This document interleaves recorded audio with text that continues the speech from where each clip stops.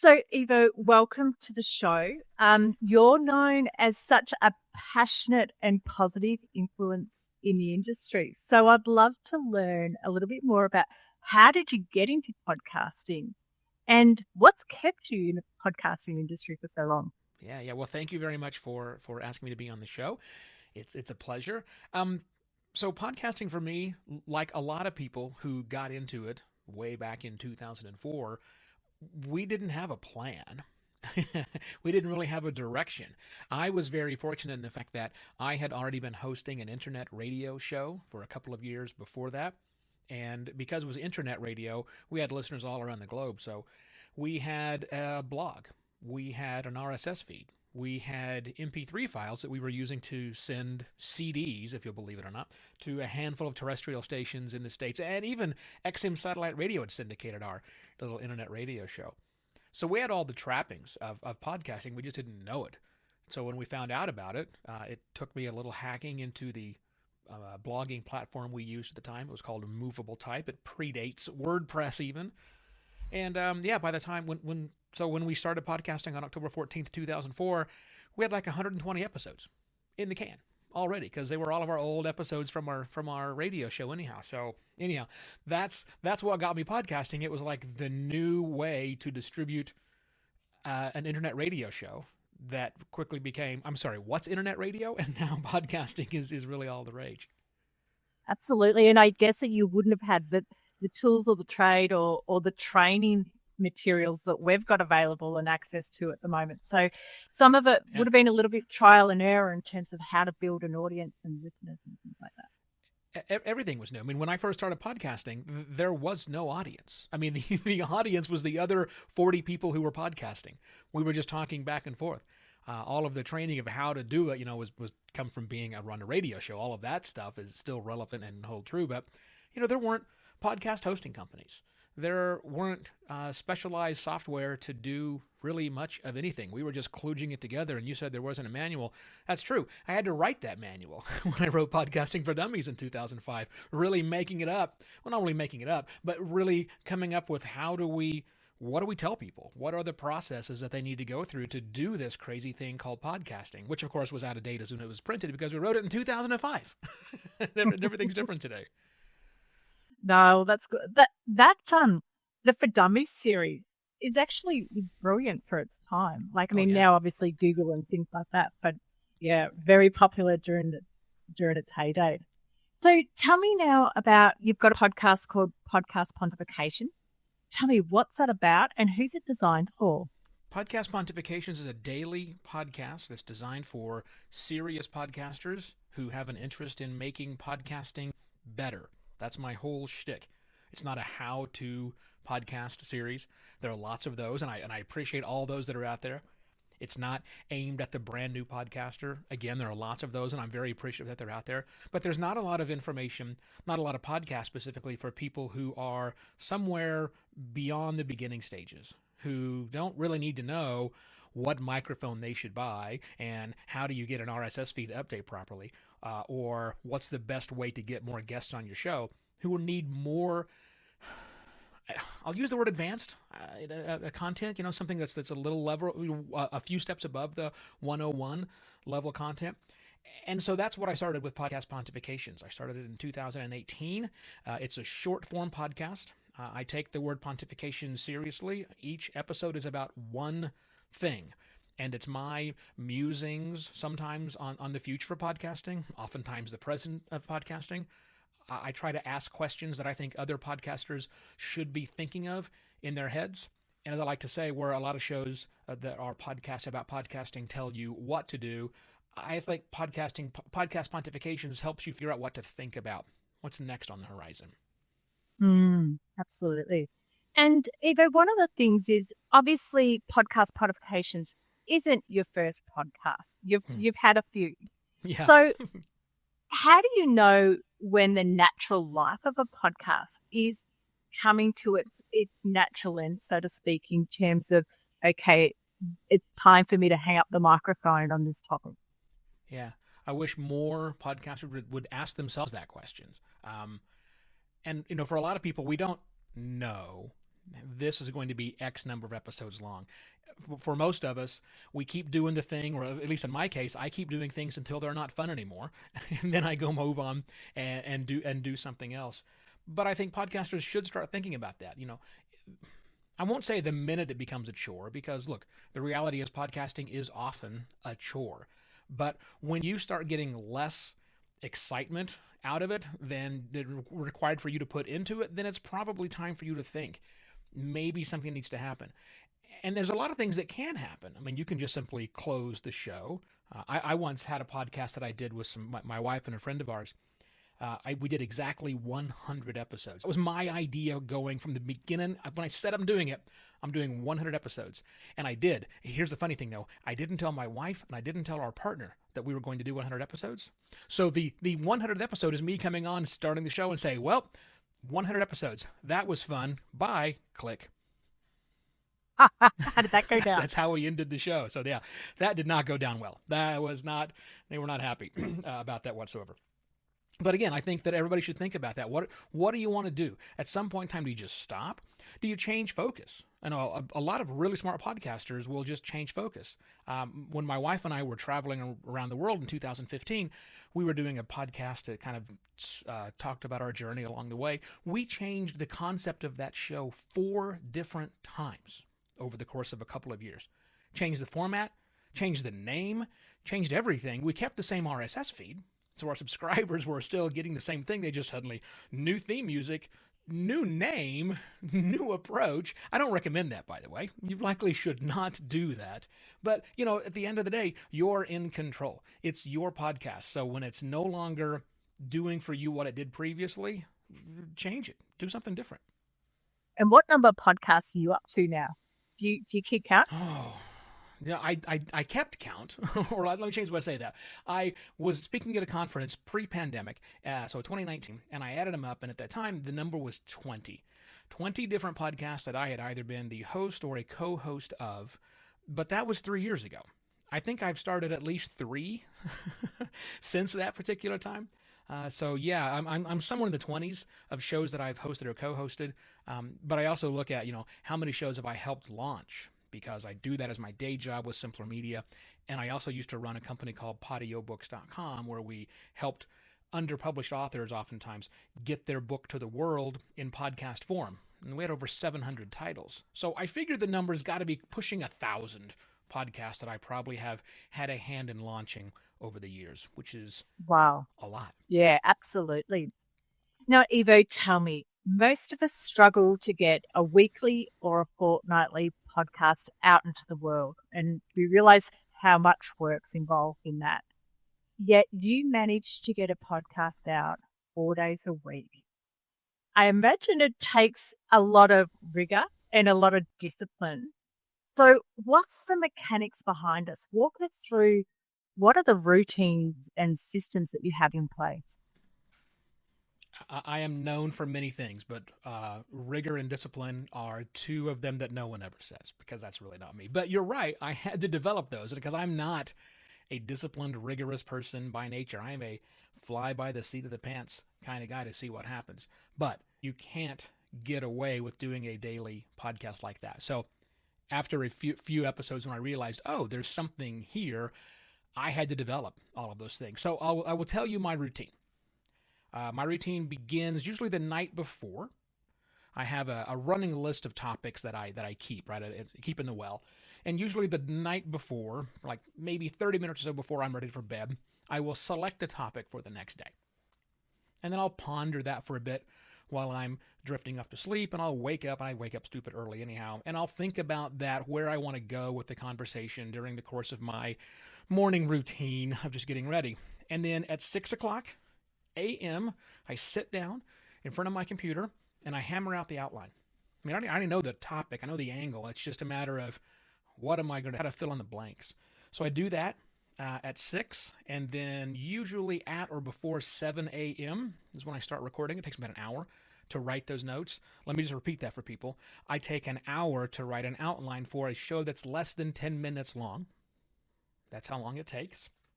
I then record that, edit that, kick out the transcript, and then I rewrite that transcript, not just so that it's correct. I have a production assistant, Allie, she does that for me, but I take that transcript and I rewrite it for a full-fledged article, and I literally rewrite almost every single word, because oftentimes the words that tumble forth from my face aren't exactly the way I would have liked to have them read for posterity. It's okay to listen that way, but look, when people are reading me, I want to sound a little bit, well, just different. So I rewrite everything and get it all posted, and I'm usually done between 9 and 10 o'clock in the morning. So that's 3.5 to 4 hours, plus the time Allie takes to put together the transcript, upload the video, and all the work to have an episode out on any given day. Wow. For 10 minutes. Did I mention a 10-minute long episode for 4 hours of work? And by the way, people say, well, maybe you'll eventually get better at it. Really? I think if there's a shortcut out there, I know what it is. So no, that's just how long it takes to do this particular show. Wow, that's impressive. So where do you get your inspiration from? Everywhere. I mean, honestly, that's the reality. I get it from a lot of different sources. I read a lot about podcasting. I mean, I'm deeply involved in this industry. It is my full-time job. It's what I do. So I take a lot of inspiration from the industry itself. I also help produce a weekly news roundup for the business side of podcasting called The Download from Sounds Profitable. So sometimes inspiration comes from just the research I'm doing as we're collecting the news from that. But oftentimes it's just books, blogs, newspapers, just the things that are around. When it's not so focused on, well, it's super focused on podcasting, but it's inspired from the world around. I mean, I'm talking about, a variety of things that are much more philosophical in nature. I find a podcast angle to bring that question to the audience. So yeah, there's not a common spot. When I go to conferences, I take one of my notebooks and I just jot tons and tons and tons of notes. I'm not a note taker, so I don't take notes throughout the conference, but when someone says something inspiring on stage, I'll write down a little note, and then I'll come back to it a month later and go, I wonder what that meant. I wonder, why did I write down, here's a real example, the Zillow of podcasting? The heck did that mean? I don't know, but I'll make an episode about it. And I did. Sounds like me with every so conference really, I honestly, go to. Anywhere. And on top of that, you also have Simpia Media. So tell us about that. What's that business about?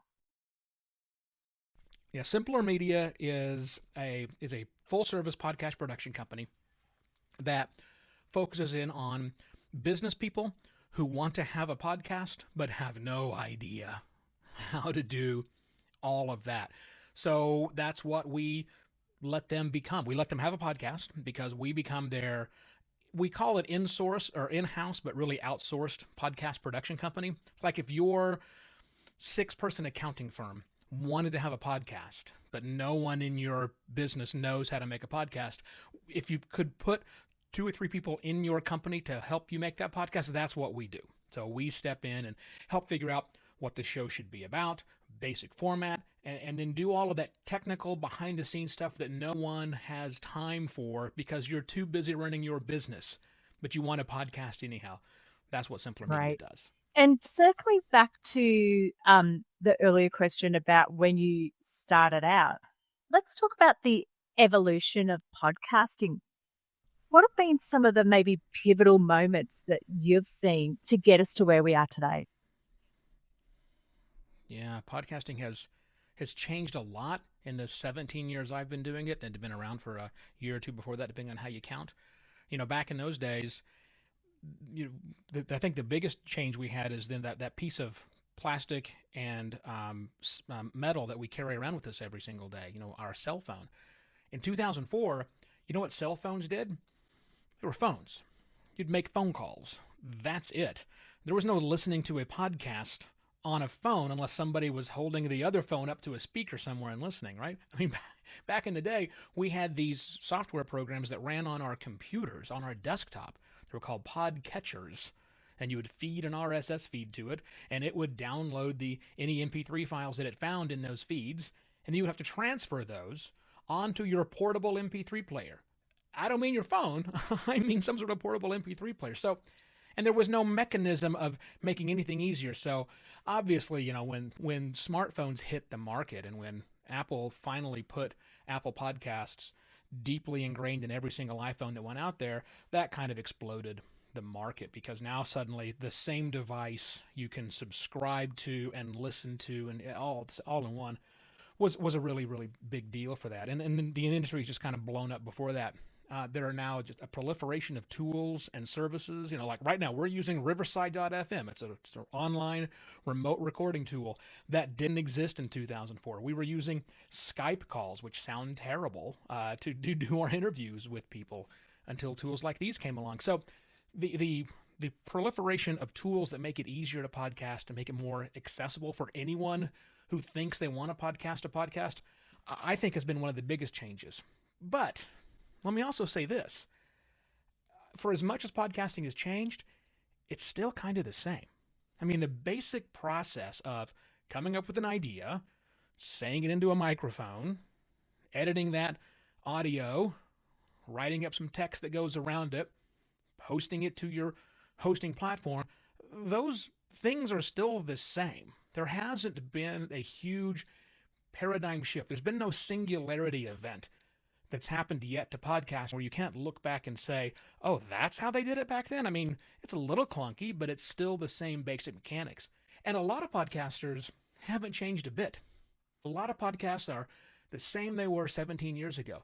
Now we have this also a huge influx of money into podcasting, which means there are now higher production quality, more production companies that are coming in, very expansive multi-series processes that take hundreds of hours per episode to produce. That's happened. That didn't happen before. So there's just a huge range of content you can get in podcasting right now, which is what makes me so excited. And do you about think this space. the listeners' needs are evolving and changing? I think listeners' wants are evolving and changing, and I guess maybe part of their needs. The thing I think a lot of podcasters need to realize is listeners are no longer struggling to find content. There are millions of podcasts. Hundreds of thousands of them update every week. So there's no limit to how many things can be listened to.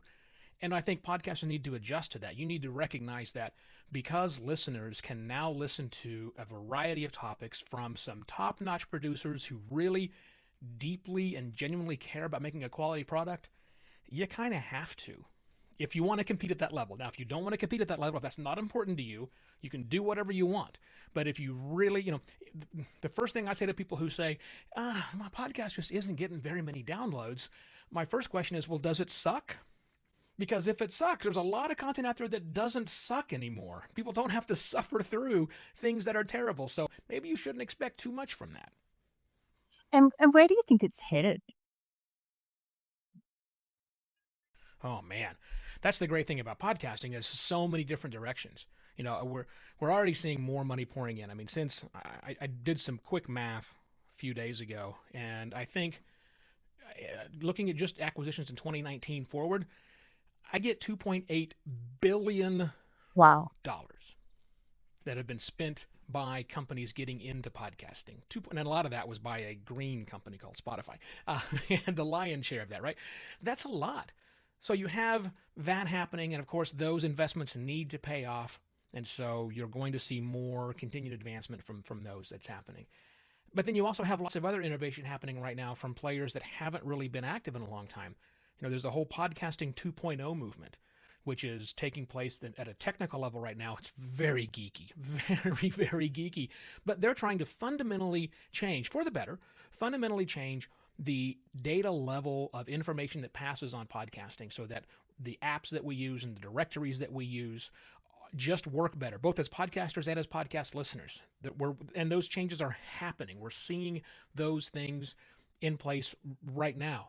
So, it's all over. I think podcasting is here. I won't say here to stay because it always evolves. It's always changing. It's never a static thing.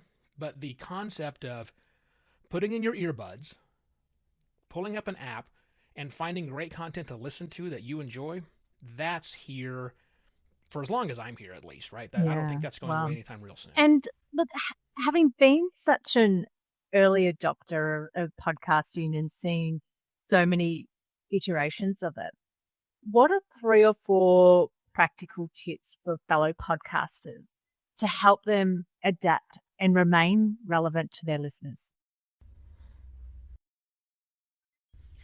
Yeah, I think there's a few. We'll see if we can get through. One is a bit of advice that a friend of mine, Tom Webster, Senior Vice President, Edison Research, said on stage, and I've stolen his line, And that is and I that use it all the time. know And who that is you that are for, know why who they you are are there, for, which and really why means they are understand there. Which really your means audience, understand wants their needs, their your desires, audience. yes, Their and wants, their then, needs, their but desires, specifically, yes. why And they then, listen to but you, specifically, why they listen to your podcast, really or the podcast understanding you're what involved your with. audience Really wants. understanding what your audience wants Whether you're is super important. Whether you're trying to still grow your show knowing big your or audience. whether you're not, still knowing your audience's needs is paramount. You really need to do that. I would say the So that's second one thing is, thing I would do. mentioned a couple of times I would say here, the second thing is, and I've mentioned it a don't couple of cut times corners here. unless you have to cut. Don't cut corners You know, unless you have to. it cut is corners. not You know, out of reach it is for not most people to out make of a reach great for most people sounding to make a podcast. great Don't have to be sounding talking into a podcast. You 5-year-old don't have to be talking into a topic right $500 now. microphone. Have a quality like show. I'm I got talking some into really right now fantastic to have a shows quality that show. are I know on some really cheapo, fantastic shows $90 mics. that are on cheapo, You can record $90 stuff with mics. your headset. There's a You lot can of things record that you stuff can with do. your headset. There's a lot of things that you can do. But to make sure that taking it the sounds time good. what you to do make sure is that it sounds at a good, that minimum what level you're doing quality, is so at a to keep minimum this level ready, of quality, so it that can you are compete with putting what in it's the trying to effort to compete. not That you are edit putting down in the the show, effort but also to do all not the other just edit people down the like show, but also not do all the do. other things that people Write a like decent to set of not do, episode like details. write a Make decent that set of article or episode blog post details on your and website. make that article or blog post on your website those and things make sure that your you artwork do. looks good. All of those things that you think is, well, how important is that? Here, It's people, Dummies, there are terribly millions of important. podcasts It's really now. important. Did I mention If there you are really want to millions of stand out, podcasts now? you really got to If you really want to stand out, you've really got to do something that's special.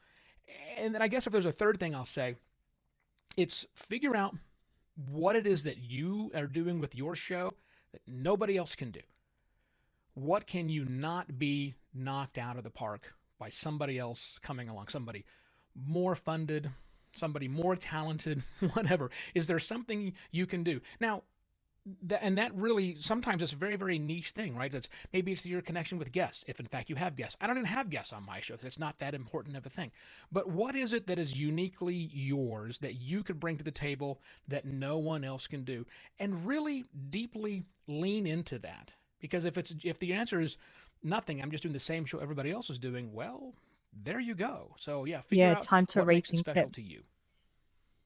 And Evo, like with that, how do you lean into, your listener feedback? Like, is there certain things in terms of gaining that feedback? And obviously, you're doing your show by yourself. You're not having other guests. How are you actually getting that feedback of what's working and what's not? I do it a few different ways. One is I have put together a survey. And actually, I borrowed it from Edison Research. That's what their job is to do, is survey people. They put out a very good template that all podcasters should use. So I did. I spent the hours. My goodness, did it take a long time. I spent hours putting that together. And then I told my audience, go check it out. I think it's still live. You go to podcastpontifications.com/survey. If you want to steal it, podcaster, go right ahead. Steal what I've done. And got people to fill that out, because it's asking all sorts of questions. So one is asking, a formal survey, and I recommend doing that on a regular basis, not every day, not every month even, but on a regular basis. You should be going back to the well and getting that. The second way is, because of my show and who my audience is, again, serious podcasters who want to make podcasting better, I created a community on Discord called the Advancing Podcasting Community. And anybody can join, but is mostly listeners of my show who are in there. And it's not a place where I say, tell me how to make my show better. It's a show where we talk about how we make all of podcasting better. And then, of course, I do, share episodes of the show, and we talk about it, and there's a lot of feedback that comes back. I liked this. I didn't like this. Like when I started running really heavy sponsor messages a couple of months ago, man, did I hear about it. And that's fine. It's fine. That was why it was there. I needed that to happen. And then the third way I get that is I'm pretty active on one social media platform, only one. Mine happens to be Twitter. Don't care what yours is, just pick one if you pick one, and engage there. Engage your community, the people who listen, and make them important. Retweet them when they need to. Ask them for retweets, but also get feedback from them. Never shy away from that. So that's how I do it. Is I'm just very open and requesting that feedback. But I will say this: getting feedback from your listeners is the hardest thing you will do as a podcaster. It's incredibly hard. And that's because it's hard to give feedback. You want to give feedback when you're listening to someone's podcast. And I know you're listening on a phone, and it should be easy for you to use that phone to send feedback to the person that you're hearing in your ears. But that's not how it works, sadly. So just relax. If you have 100 listeners, you're probably going to get 1 or 2 people engaging with you. That's life. I mean, that's just the number. 1 to 2% is a really good number for audience feedback. So don't sweat it if that takes time to build. Okay, that's good to know. So, Evo, how can people learn more about your work and get in contact with you? If you're a podcaster, and if you're listening to this show, you must be a podcaster or want to be. Check out Podcast Pontifications, podcastpontifications.com. And then if you need information on how to launch a podcast for your business, that's at simpler.media. Simpler.media. Okay, great. And we'll include that in the show notes as well for people. Excellent. Evo, you've clearly got an incredibly hectic schedule. So I really appreciate you taking the time out today and being able to slot us in so we can have this chat. And I really appreciate you sharing your wisdom and thoughts, and more importantly, like what you've done for the industry as a whole over that time, because you were number 40 podcaster in the world when you first started. So 40th podcast. You've seen a lot. Wow. Yeah. I have. Well, thanks very much for asking me to be on the program. Hope it gave some good information to the audience, and we'll catch up again soon. Wonderful. Thanks, Evo. I really appreciate it. Cheers.